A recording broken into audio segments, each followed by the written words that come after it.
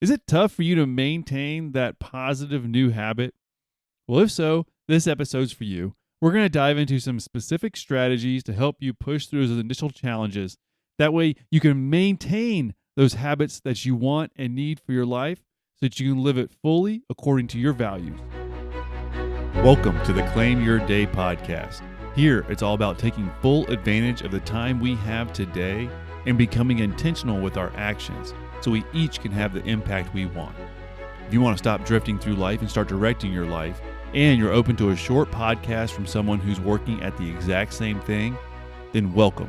You're in the right place, my friend. Hi, I'm your host, Nick Mazey. To respect your time and so you can claim your day, let's dive right in.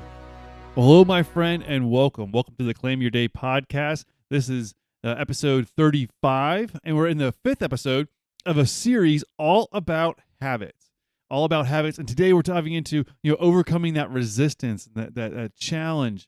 Sometimes it's going to come along the way when you're trying to develop these positive, good habits for your life. Look, because it's tough. It is tough to start a new habit, and it's really tough to maintain them. But what if understanding and navigating those initial challenges was key to the long-term success of that habit? Because really, our lives are comprised of what we do on a regular basis. Yes, there's those one-off things that we do, but really what it comes down to is day in and day out how we live our lives, and that's really rooted in the habits that we develop. So what if we were able to make it so that you could reduce some of those challenges and overcome that resistance to be able to maintain those positive, good habits for your life? The ones that you've crafted according to your values and your goals, that you live them out daily with the habits that you've created. Well, that's what we're getting into this episode today. I think it's one of those ones where if we're honest with ourselves, a lot of times there are good, positive things we know we should be doing on a regular basis, but it's tough. It's tough and it's challenging. And I hope this episode will give you maybe a little bit of insight, or maybe just, hey, one small thing that you take away that you can apply to that positive habit that you're trying to develop in your life so that you can maintain it and reap the benefits and the rewards of that positive habit in your life and the impact that you're trying to have, and to really just live out your values. I want you to think of that positive habit for yourself, or maybe even just use this example of someone that wants to start writing more, or you just fill in the blank for the habit, the positive habit that you're trying to develop, and this person's trying to develop this habit, but it is tough. It's tough, and it is a pain, and particularly trying to do this positive habit for their life. So if maybe this person wants to become a writer or just to journal more because they know it's going to be beneficial, and they need to do it in the morning because that's their free time. And it is so hard to do it in the morning. But what if they could associate doing that activity, doing that writing or that positive habit, what if they could associate that with the satisfaction of having done it and having made the progress that they wanted? Wouldn't that be cool? Look, do you ever find it that the first few days or weeks of that new habit is the hardest to stick to? Is that initial time period the hardest time for you?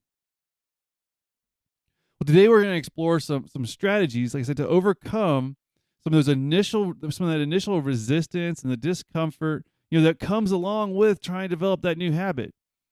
Because once you get past that a little bit, then you have some of the successes, and then you have some of the progress, and that you can help feed into your continued success with the habit.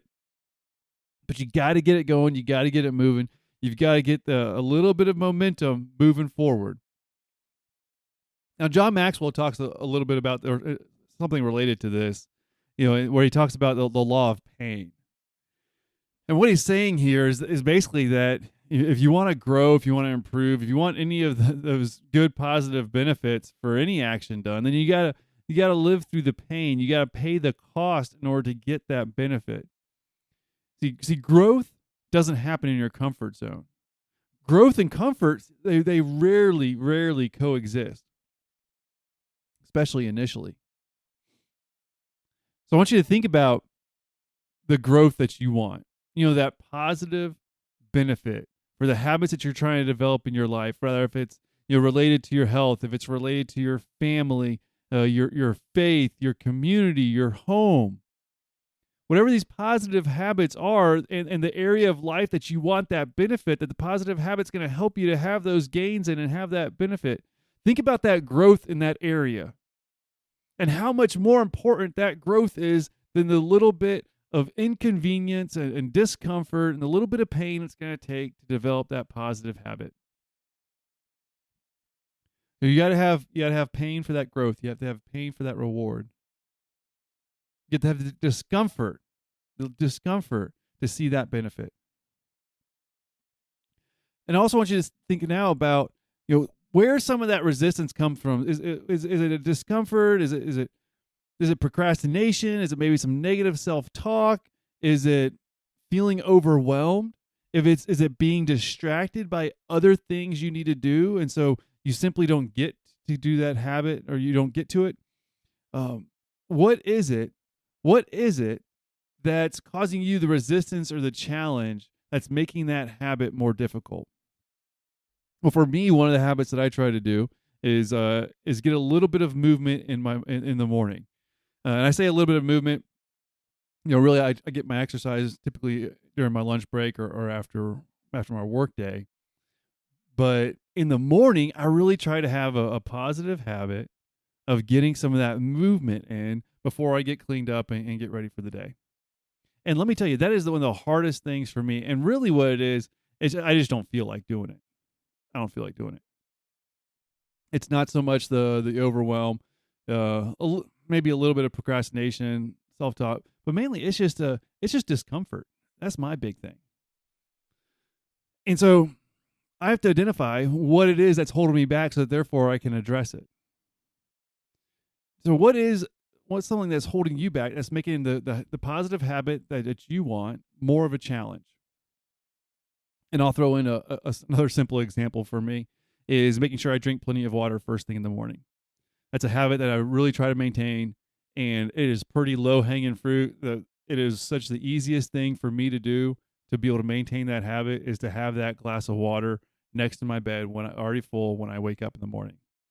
So convenience is a huge win for me staying on my habit. Same habit for me exercising during my lunch break is I have my gym bag packed. If I have my glass of water next to my bed in the morning, it's already full, I'm going to drink it. Boom, that habit's done. If I have my gym bag packed when I'm ready for it, then boom, it is like 95% likely that it's going to happen when I want it to happen, or when I've told myself I was going to do it, because it's convenient and I've eliminated the additional step of having to get the things ready to be able to do that habit. I want to think through some of those things that might be holding you back, and some strategies you can use to kind of push through that. Well, one of it is really simple. In previous episodes, we talked a lot about it in this habit series and even before it, about making that really, really small, tiny habit. Now, if your resistance is really high, if you're finding a lot of things that are holding you up, if it's, it could be the procrastination, it could be the discomfort, the negative self-talk, the feeling overwhelmed, the inconvenience of it, whatever it is. If you're having a lot of resistance and a lot of challenges to this habit, it might be an idea to scale it back even further, like make it even smaller. Make it even smaller, make it a little bit easier for you to do. And that way you can get the ball rolling a little bit. You can see some of the rewards of that habit. You can build some confidence. And there's a whole lot of good benefits just to getting started. And so if that resistance is high and there's a lot of challenges for this habit, make it even smaller. Now, some people have a big struggle with this because the gains they want to make are so big. Like, there's such a gap between where they're at and where they want to be that they don't see the benefit of making a tiny habit. But the tiny habit's not your ending place. It's not your final end all be all of where your habit will be. It's a matter of getting it started and developing the habit of continuing it. Look, I use this for my like I said, I get a little bit of movement in the morning. I use this all the time whenever I get off track with that habit. I don't know what the reason is, but I greatly dislike doing chin ups first thing in the morning. So if I ever get off track on my little bit of movement routine before I get cleaned up first thing in the morning, I know if I want to jump back into it, I'm not going to put on my list to do in the morning chin ups. I'm just not going to do it. The hurdle's too high for me mentally at that time. Now, once I've gotten back into my routine of moving in the morning, then doing some chin ups is fine. But a few push ups, a few squats, a little bit of stretching, boom. That's like low hanging fruit. And so what I've done is I've scaled back that habit when I need to get back on track with it. You might use something simple like that. Just scale it back even further so that you do the habit. And then later you can grow on it once that habit's solidified. Another simple strategy for helping you to push through the challenges of developing and maintaining that positive habit is to visualize the positive outcomes of sticking to that habit. Like 99% of the time, the reward that you're working toward, the growth, the success, the progress, the impact, whatever it is that you want for that habit, that payoff, it's a million times better than that little effort, even the discomfort, even a little bit of pain of actually doing that habit that one day. So simply seeing the benefits that you're gaining, that you're earning by that habit can help you to push through it for that day. So if you're struggling with this habit, see it in your mind's eye. Describe it out loud. What's that habit going to get you? Is it going to get you healthier, feeling better, having more energy? Is it going to develop that connection with your kids, with your family, with your extended family? Is it going to help to give you that home that you feel comfortable in, that you love, and that's welcoming, if that resonates with your values? Is it related to your faith and have that greater spiritual connection or tied in with the community? What's the benefit of that positive habit that you've already decided that you're going to start for your life? What's that benefit, that payoff? Now visualize it, feel it, and remind yourself about how much greater that is than the little bit of discomfort it's going to take you to do that habit today. So those are two simple strategies you can use. Scale back the habit even further so that you can get back on track, or you can start it and get going. Visualize it and feel and see, be able to describe the positive benefit of doing that habit and how much greater it is than the discomfort of doing the habit. The next simple strategy is a little bit of accountability, sharing with somebody else. This is a great way to add a little bit of social pressure to it in a positive way by, telling somebody that you trust, that is going to be supportive. Don't necessarily recommend slapping it all over social media or telling anybody and everybody and their mother about it, because not everybody's positive. So be a little selective on who you tell that you're going to do this new habit with, someone that's going to be positive, encouraging, and to really be a good accountability partner for that. And then the fourth way is to reward yourself. Now, I say very small rewards to be able to celebrate some of that early consistency and that early success, and basically just rewarding the behavior that you did as you're waiting for more of the results and the benefits to come through. And what's really neat is that the smaller these rewards are, the more beneficial they can actually be. It's really neat from a behavioral modification standpoint that the small rewards, just basically rewarding that behavior. Oh, hey, I did this, so I'm going to have a nicer treat or meal or whatever it is. I'm going to treat myself to this thing. It's really kind of neat how the smaller rewards can actually help build that behavior more so than sometimes the large rewards. So aim small for those rewards and make sure that, if your goal is to get a little bit of exercise and you get a little bit of exercise, you reward yourself with a huge ice cream cake. That might not be right in line with the outcome that you're looking for. So be careful of that. But rewarding yourself for taking those actions can be a great way to help yourself to overcome those challenges and to really push through some of that resistance. There's a massive benefit that can be even greater than just the habit that you're developing, and that's by developing the positive habits that you see as being important for you and your life and your family and your values. by developing those habits and pushing through the resistance that you're going to find along the way, by overcoming those challenges, what you're doing is you're developing discipline and perseverance. And you're going to develop your grit. See, what's going to happen here is you're going to push through the challenges of starting these habits, and then you're going to realize that you can push through the challenges of starting positive habits in your life. And that, my friend, can actually take you farther than some of the habits that you're developing. Yes, you're developing good, positive habits for your life and your values and your family, and I get that. That is wonderful. But the simple fact that you're strengthening your ability to start the habits that you need to start and to be able to maintain those habits is huge. Because then when you're developing a different habit later on and you face challenges, you're going to be able to look back on your past success of this tiny habit and say, hey, you know what? I did X, Y, and Z, so I can do this. I can keep pushing and I can make steps and I can guide my life to go where I need it to go. You're going to be able to say these things to yourself because you're going to have evidence of it, and you're going to have strengthened your ability to overcome the challenges along the way. And that, my friend, is huge, and that you can take with you for the rest of your life because you're developing discipline, you're developing perseverance, you're becoming resilient as you're pushing through these challenges, and strengthening yourself and living out your values. That is huge. It is huge, my friend, and all it is the small, tiny steps that you're taking to develop these small, tiny habits that are going to build over time and help lead to the progress that you want to make, and ultimately the impact you want to have for your life.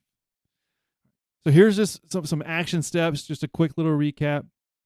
Identify what the resistance is. What's the biggest challenge that you're facing in forming and maintaining this small positive habit for your life? Where are those challenges coming from? Where do you find the resistance? Is it something external, internal, something you're telling yourself, something that you feel? Is it just the discomfort of it? And I'm saying just the discomfort. Look, discomfort's big. It's not that small, but is it that simple that it's just uncomfortable? And then I want you to select one strategy to help you to overcome that resistance and to push through that challenge. One strategy, is it making it even smaller, scaling it back a little bit? Is it focusing on the benefit and how you'll feel afterwards? Is it developing some accountability? Is it rewarding yourself for doing it? What is it? What is it that you're going to use to help yourself to overcome the challenges that you're going to face along the way, so that you can maintain that habit, reap the rewards, and live the life that you want to live? Look, resistance, struggles, challenges, that is normal. Identifying it and having strategies to overcome it, that's what's going to separate you from the average. Average people, they don't excel. They're not intentional with developing the habits they know they need to make. They're going to fall into the comfort zone. They're going to go the path of least resistance. But that's not you, my friend. That's why you're here. That's why you're still listening to this episode. And that's why you're going to make the progress, claim your day, and have the impact that you want to have for you, your life, your family, and living out your values. You can do this. You are stronger than the discomfort. You are. You're going to grow and excel, my friend. I know it. Well, thank you for listening to today's episode. Thank you for joining in the Claim Your Day podcast. Make sure you check out nickmazy.com for some resources. You can listen to the podcast episodes there and get the show notes as well. And wherever you are listening to this, please rate and review or share with somebody so they can find it too. All right. Thank you for listening. Take care, and can't wait to talk to you again in the next episode.